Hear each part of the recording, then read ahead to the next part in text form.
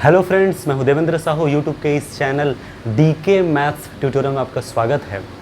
आज हम बहुत इंपॉर्टेंट टॉपिक पर डिस्कशन करेंगे और वो है कैली हैमिल्टन थ्योरम, ठीक है ना।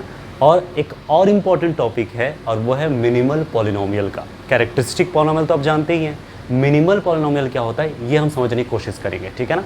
तो इन दोनों कॉन्सेप्ट पे डिस्कशन करेंगे, है ना। और जो भी रिजल्ट्स हैं, एग्जांपल्स हैं, वो भी हम देखेंगे, ठीक है। अगर आप चैनल में नए हैं तो प्लीज़ सब्सक्राइब कर लीजिए, बेल आइकन प्रेस कर लीजिए ताकि नए वीडियोज़ की इन्फॉर्मेशन मिलता रहे, ठीक है। और वीडियो को कंप्लीट ज़रूर देखिए। So let's start the concept of Cayley Hamilton theorem, ठीक है। तो कैली हैमिल्टन थ्योरम क्या है? Every square matrix satisfies its characteristic equation, या फिर every square matrix satisfies its characteristic polynomial, ठीक है ना। आखिर में कैरेक्टरिस्टिक पॉलिनोमियल या कैरेक्टरिस्टिक इक्वेशन, पॉलिनोमियल बोलोगे तो सिर्फ ये है, इक्वेशन बोलोगे तो इक्वल टू जीरो के फॉर्म में लिखोगे, है ना। बस यही है ना। तो मेन ये है कि जो भी कैरेक्टरिस्टिक पॉलिनोमियल रहता है वो अपने स्क्वायर मैट्रिक्स को सेटिस्फाई करता है। सेटिस्फाई करने का मतलब ये है, यहाँ पे वेरिएबल कौन है? एक्स। उस वेरिएबल एक्स के प्लेस पे अगर उस स्क्वायर मैट्रिक्स को पुट कर दिया जाए तो ऑब्वियस सी बात है मैट्रिक्स इक्वेशन के फॉर्म में होगा और वो एग्जैक्टली ज़ीरो के इक्वल आ जाता है। और ज़ीरो होने का मतलब ये है कि इसमें ए रखने पर ये सेटिस्फाई हो रहा है ना। यही इसका मीनिंग होता है, ठीक है। परफेक्ट है ना। तो इस बात को ध्यान रखना, जैसे ये कैरेक्टरिस्टिक पॉलिनोमियल है C of x equals to a nought plus a one x plus a two x square plus n one plus n x power n, या फिर इक्वेशन है तो इक्वल टू जीरो भी रहेगा, ठीक है ना। तो जो भी आपका है उसमें अगर एक्स के प्लेस पे अगर ए रख देते हो तो इस सिचुएशन में ये पूरा मैट्रिक्स इक्वेशन बन गया और ये जीरो की इक्वल हो जाता है। इसका मतलब ये होता है कि ए को जब एक्स के प्लेस पे रखते हैं तो ये सेटिस्फाई होता है। जीरो की इक्वल होने का मतलब सेटिस्फाई होना। इतना क्लियर हुआ कि नहीं, है ना। मैं एग्जांपल भी लूँगा ताकि अच्छे से क्लियर हो ना, ठीक है। और इस बात को ध्यान रखना, यहाँ पे a1 के साथ कांस्टेंट है 1, तो उस 1 के प्लेस पे क्या आ जाएगा यहाँ पे आइडेंटिटी आई, बिकॉज ये मैट्रिक्स इक्वेशन है। और ये जीरो भी कौन सा जीरो है? जीरो वेक्टर या फिर नल वेक्टर, है ना। जीरो मैट्रिक्स से नल मैट्रिक्स, ओके ना, ठीक है। समझने के लिए मैंने एक एग्जाम्पल लिया, 2x2 मैट्रिक्स लिया, 1 0 -1 2, है ना। आइगन वैल्यूज तो ऐसे हम देख के जान सकते हैं, अपर ट्रायंगुलर मैट्रिक्स है तो 1 और 2 होगा, है ना। लेकिन मुझे कैरेक्टरिस्टिक पॉलिनोमियल को आपको समझाना है, वहाँ से मुझे सेटिस्फाई करता है कैसे उसको बताना है। तो मैंने यहाँ पे लिया, आपको पता है तरीका ये है। कैरेक्टरिस्टिक पॉलिनोमियल एक्स के फॉर्म में भी ले सकते हो, लैम्डा के फॉर्म में ले सकते हो, कोई फर्क नहीं पड़ता ना, ओके। तो लैम्डा पावर ऑर्डर कितनी है? 2 प्लस के बाद फिर माइनस, फिर ट्रेस 1 + 2, ठीक है ना, इंटू लैम्डा, फिर प्लस माइनस, फिर प्लस आएगा, फिर डिटर्मिनेंट 2 - +1, है ना, 0, यानी 2 + 0, ठीक है ना। तो lambda square minus trace into lambda plus determinant equal to 0। तो लैम्डा स्क्वायर, है ना, ये हुआ 1 + 2 3, लैम्डा + 2 इक्वल टू 0। अब ये है एक कैरेक्टरिस्टिक पॉलिनोमियल इक्वल टू 0 के फॉर्म में लिखा हूँ, तो इसको क्या बोलेंगे? कैरेक्टरिस्टिक इक्वेशन, ठीक है ना। अब जो भी कैरेक्टरिस्टिक इक्वेशन है इसमें आप यहाँ पे वेरिएबल लैम्डा के फॉर्म में है, ठीक है ना।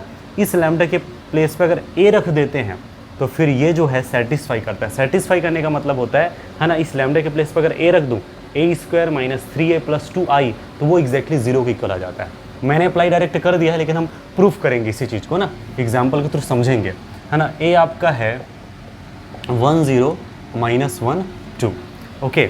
अब इसमें आप निकाल लीजिए a², तो a² हो जाएगा 1 0 - 1 2 इंटू 1 0 - 1 2, है ना, ठीक है। मल्टीप्लाई कीजिए, है ना, मल्टीप्लिकेशन, है ना, ये इन दोनों के साथ, फिर ये इन दोनों के साथ होगा, ठीक है। तो ये जब इनके साथ होगा तो 1 - 0 यानी 1, है ना, ठीक है। 0 + 0 0, फिर ये जब इनके साथ होगा -1, है ना, -2, इसका मतलब क्या हुआ? -3, ठीक है ना। ये जब इनके साथ मल्टीप्लिकेशन हुआ तो -1 - 2 दैट इज़ -3, ये जब इनके साथ होगा तो 0, है ना, +4 दैट इज़ 4, ठीक है ना। इतना क्लियर है ना। अब इसके बाद फिर देखेंगे a² - 3, आइडेंटिटी तो क्लियर है, आई मतलब है 1 0 0 1, ठीक है।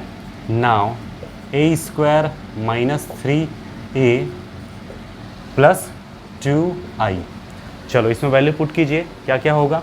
तो देयरफॉर, है ना, a की वैल्यू रखो, a की वैल्यू है आप a² की वैल्यू है आपका 1 - 3 0 4, है ना, -3, a की वैल्यू इतना है, 3 को उसमें मल्टीप्लाई कर दिया, मल्टीप्लाई करने से यह आ जाएगा 3a, क्या निकलेगा? 3a, 3 0 - 3 6, है ना, 3 0 - 3 6 प्लस 2i, 2 को इसमें मल्टीप्लाई करोगे तो 2 2, है ना, तो ये हो जाएगा 2 0 0 2।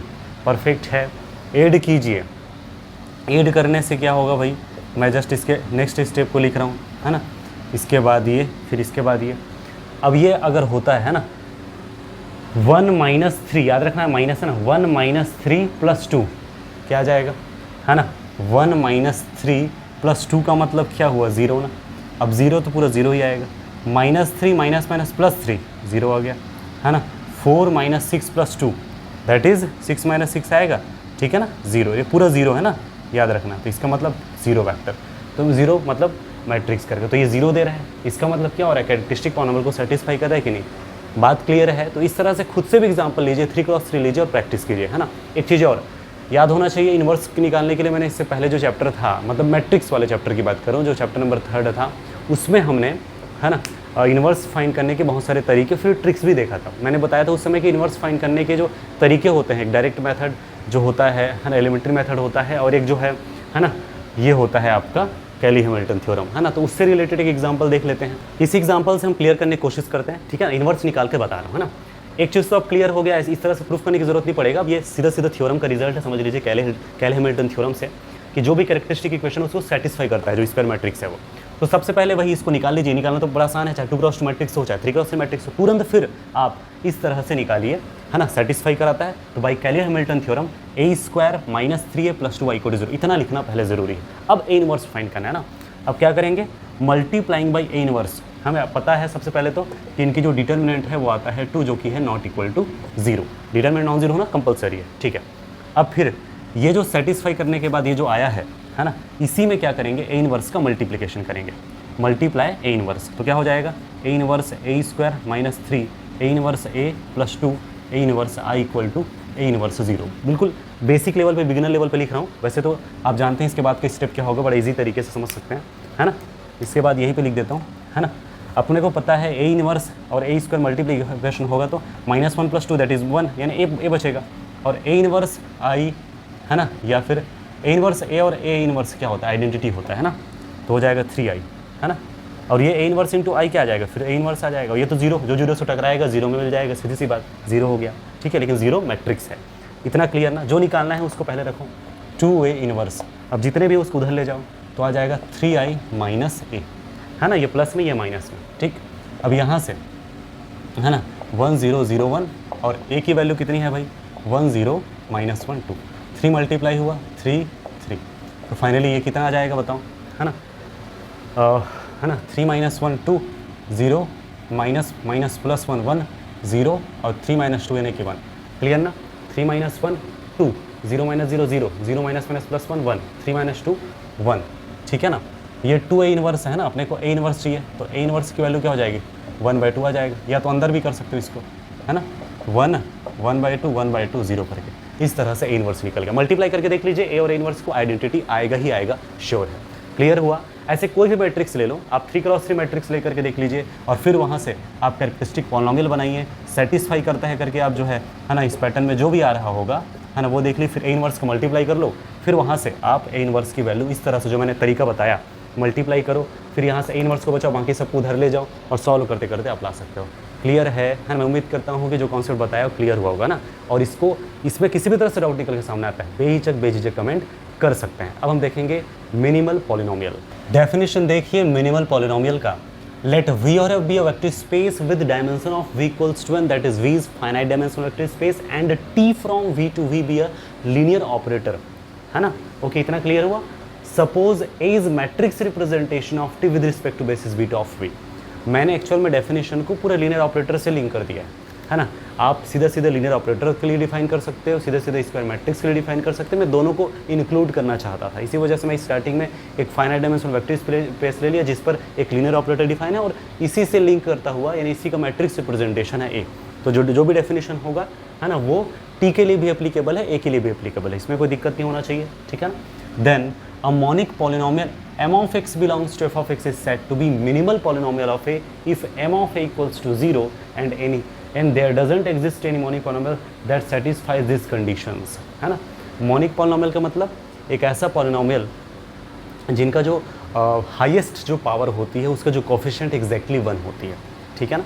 जैसे कोई भी polynomial लीजिए, उसमें हाईएस्ट जो है ना पावर होगा, ठीक है ना, वो क्या होगा, आपका हाईएस्ट पावर का जो कोफिशिएंट है 1 होना चाहिए। यानी सीधी सी बात, जो डिग्री जो होती है उसका जो कोफिशिएंट एग्जैक्टली क्या होना चाहिए, 1 होना चाहिए, ठीक है ना। तो एक्स देख सकते हैं इसकी कोफिशिएंट कितनी है, 1। और एक इंटरेस्टिंग बात यह है कि जो भी कैरेक्टरिस्टिक पॉलिनोमियल होता है डायरेक्ट जब आप निकालते हो, हमेशा उनकी जो हाईएस्ट पावर होती है उनकी जो कोफिशिएंट है 1 होती है। That is characteristic polynomial is always monic polynomial, ठीक है ना, ये बात ध्यान रखना है, ठीक है। तो कुल मिलाकर बात क्लियर है कि मोनिक पॉलिनोमियल यानी जिसमें हाईएस्ट पावर की जो डिग्री है, हाईएस्ट जो पावर की जो वेरिएबल होती है ना, उसकी जो कोफिशिएंट एग्जैक्टली क्या होना चाहिए, 1 होना चाहिए, ठीक। तो इस तरह का जो पॉलिनोमियल उसको बोलते हैं मोनिक पॉलिनोमियल, ठीक है। तो हमें एक मोनिक पॉलिनोमियल इतना क्लियर हो गया, ठीक है ना। अब मोनिक पॉलिनोमियल कहाँ से, जो भी फील्ड है वहीं से, जो वेक्टर स्पेस ऑफ जो आपका फील्ड जो है ना, रिंग होता है तो रिंग ऑफ पॉलिनोमियल तो है ना, यहाँ से आपने क्या लिया, एक monic polynomial is set to be minimal polynomial of A. जो भी मैट्रिक्स है या जो भी लीनियर ऑपरेटर है उसका मैं इसको मिनिमल पॉलिनोमियल कहूँगा। कंडीशन क्या है, if M of A equal to 0। पहला चीज़ कि उस मैट्रिक्स ए को सेटिस्फाई करना चाहिए। M of A equal to 0 का मतलब आप ये भी समझ सकते हो, ए को पूरी तरह से सेटिस्फाई करता है, यानी कि है ना, जैसे कैरेक्टरिस्टिक पॉलिनोमियल को सेटिस्फाई करता है ए ना, वैसे ही मिनिमल पॉलिनोमियल जो ले रहे हैं उसको भी सेटिस्फाई करता है, ये बताया जा रहा है। यानी है ना, जो भी मिनिमल पॉलिनोमियल आप दे रहे हो उसमें अगर ए की है ना एक्स के प्लेस पे ए रखा जाए या लैम्डा के प्लेस पे ए रखा जाए तो वो 0 दे देता है, 0 मैट्रिक्स दे देता है। इतना clear, m of equal to 0, पहला चीज़। दूसरी बात, there doesn't exist any monic polynomial such that, यानी ऐसा कोई मोनिक पॉलिनोमियल एग्जिस्ट नहीं करना चाहिए जो ए को सेटिस्फाई करता है और साथ ही साथ उनकी डिग्री इनसे कम है। यानी कि बात यही है कि m of x is the smallest power, है ना, ये स्मॉलेस्ट डिग्री पॉलिनोमियल। सीधी सी बात यही हुआ ना कि जो मोनिक पॉलिनोमियल है ना, एम ऑफ एक्स, वो सबसे छोटी पॉलिनोमियल होती है जो ए को सेटिस्फाई करता है। तो ए को सेटिस्फाई करने वाला सबसे छोटी मोनिक पॉलिनोमियल ही मिनिमल पॉलिनोमियल होता है, ए का। सिंपल सी बात, क्लियर है डेफिनेशन, ठीक है ना। अब इस मोनिक पॉलिनोमियल से रिलेटेड जो रिजल्ट्स हैं उसको देख लेते हैं। देखिए प्रॉपर्टीज़ ऑफ मिनिमल पॉलिनोमियल, ठीक है। मिनिमल पॉलिनोमियल को का डेफिनेशन तो क्लियर हो गया, उसको अच्छे से समझने के लिए इन प्रॉपर्टीज़ को जानना बहुत ज़रूरी है। अच्छे से समझिए और इसको नोट जरूर कीजिए, ठीक है ना। इसको मैं मिनिमल पॉलिनोमियल का ब्रह्मास्त्र कह सकता हूँ, ठीक है ना। तो देखिए first point, minimal polynomial of N E square matrix is unique. कोई भी स्क्वायर मैट्रिक्स ले लीजिए, उनके करस्पॉन्डिंग अगर आप मिनिमल पॉलिनोमियल देखेंगे तो हमेशा यूनिक ही होगा। जैसे कैरेक्टरिस्टिक पॉलिनोमियल यूनिक होता है वैसे ही मिनिमल पॉलिनोमियल भी यूनिक होगा, ठीक है ना। ओके, यानी कि एक मैट्रिक्स है तो दो अलग अलग मिनिमल पॉलिनोमियल, ऐसा नहीं। एक मैट्रिक्स तो समझ लीजिए एक मिनिमल पॉलिनोमियल, ठीक है, यूनिक होगा, है ना। Minimal polynomial is always unique. Second point, if a equals to aij n cross n where aij belongs to, that is a is any square matrix, c of x is characteristic polynomial of a and m of x is minimal polynomial of a। इतना clear है ना। Then first point, m of x divides c of x। इसका मतलब क्या होता है, कौन सा सिंबल है, कंप्लीटली डिवाइड का। जैसे कि 2 कंप्लीटली डिवाइड्स 4, है ना, ठीक है ना। 3 कंप्लीटली डिवाइड्स 9, ठीक है ना। इसी तरीके से 2 डिवाइड्स 10, शॉर्ट में डिवाइड्स बोल देते हैं, लेकिन कंप्लीटली डिवाइड का मतलब होता है रिमाइंडर 0 होता है, उनका ये सिंबल है ना, इतना दिमाग में सेट रखना। तो m of x divides c of x का मतलब है m ऑफ x इसको कंप्लीटली डिवाइड करता है, कोई रिमाइंडर नहीं बचता। ये इंटरेस्टिंग है और इसका मतलब यही है कि m ऑफ x के जितने फैक्टर्स हैं वो सबके सब इसमें इंक्लूड है ना। इसका मतलब ये हुआ कि जो भी मिनिमल पॉलिनोमियल होगा मैक्सिमम से मैक्सिमम कैरेक्टरिस्टिक पॉलिनोमियल हो सकता है या तो उनसे भी छोटा होगा।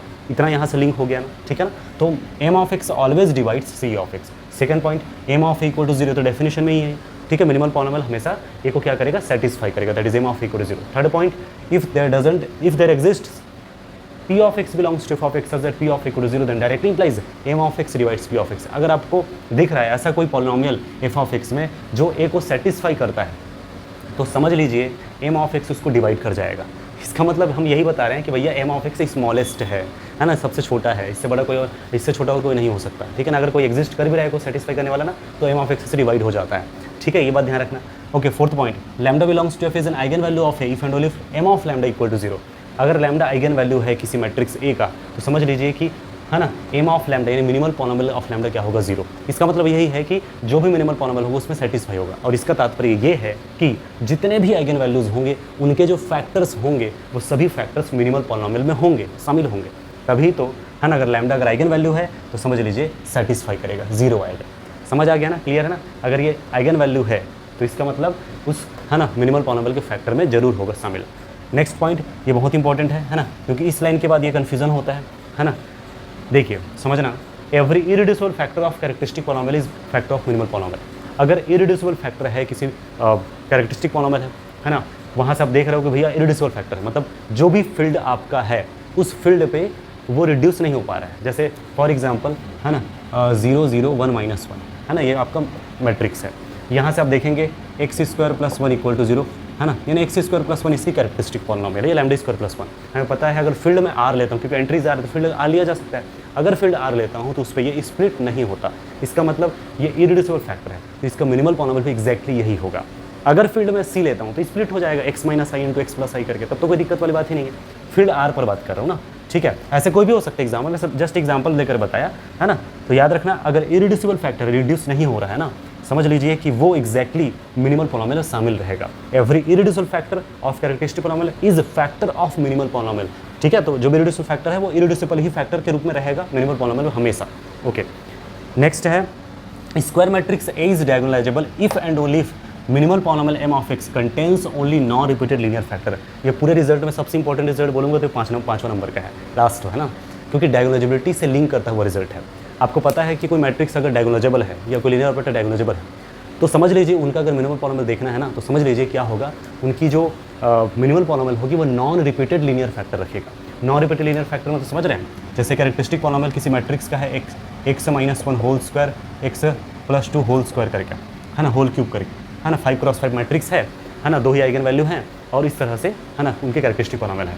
अगर वो डायगोनलाइजेबल नहीं है तब है ना पावर 2 पावर 3 एग्जैक्टली ये भी हो सकता है, या पावर 2 पावर है ना 1 पावर 2 ऐसे कुछ भी हो सकता है। लेकिन अगर डायगोनलाइजेबल होगा मैट्रिक्स तो समझ लेना इनका जो मिनिमल पॉलिनोमियल है वो एग्जैक्टली x - 1 × x + 2 होगा, ये बताया जा रहा है। Non repeated linear factor, repeat नहीं होना चाहिए बिल्कुल, इस तरह से पावर 1 1 रखेगा। क्लियर ना, वही चीज़ बताया गया।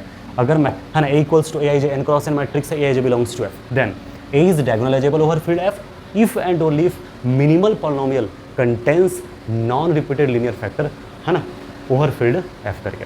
क्लियर है, तो मैं उम्मीद करता हूँ कि जितने भी चीज़ आपको बताया गया क्लियर हुआ होगा। पसंद आए तो लाइक ज़रूर कीजिए, अपने फ्रेंड्स को शेयर जरूर कीजिए, ठीक है ना। और अगर अभी तक अपने चैनल को सब्सक्राइब नहीं किया तो प्लीज़ सब्सक्राइब कर लीजिए, बेल आइकन प्रेस भी कर लीजिए ताकि नए वीडियोज़ की इन्फॉर्मेशन आपको मिलता रहे, ठीक है ना। ये चैप्टर बिल्कुल अंत वाले सिचुएशन में है। इसके बाद हम जो डायगोनलाइजेबल मैट्रिक्स जो हैं, सिमेट्रिक हैं, इसके सिमेट्रिक हैं, आइडेंटिटी आपका जितने भी अलग अलग टाइप्स होते हैं, आइडेम्पोटेंट हैं, इन्वॉल्यूटरी हैं है ना, परम्यूटेशन है, तो मैं एक अलग से एक ट्रिक, एक पूरा रिजल्ट ही लिखा दूंगा, क्योंकि बहुत सारे मैट्रिक्स देख करके पता चलता है कि कौन सा मैट्रिक्स है। आइडेंटिफाई तो आप कर लेते हैं, लेकिन वो डायगोनलाइजेबल है या नहीं इसको आप नहीं जानते, तो पूरे डायगोनलाइजेबिलिटी टेस्ट में चले जाते हो। अगर आप स्पेसिफिक आपको पता हो कि वो मैट्रिक्स डायगोनलाइजेबल है या नहीं, तो आपको कितना आसान होगा, कितना डायरेक्ट देख के पता लग जाएगा, ठीक है ना। तो इसके बारे में हम नेक्स्ट वीडियो में देखेंगे। और ये जो सीरीज़ जो चल रही है लीनियर अलजेब्रा का, इसके बाद एक और चैप्टर बचा हुआ है ना, याद रखना। इसके बाद एक और इंपॉर्टेंट चैप्टर है जिसके अंदर इनर प्रोडक्ट स्पेस है, लीनियर फंक्शनल है ना, बाइलिनियर फॉर्म है, वो पूरा उसमें बताया जाएगा। और जब तक लीनियर अलजेब्रा कंप्लीट नहीं होगा तब तक मैं ओडी स्टार्ट नहीं कर पाऊंगा, तो पहले पूरा लीनियर अलजेब्रा चलेगा, उसके बाद मैं ओडी स्टार्ट करूँगा, ठीक है ना। तो फिलहाल आज के लिए इतना ही। Thank you for watching this video.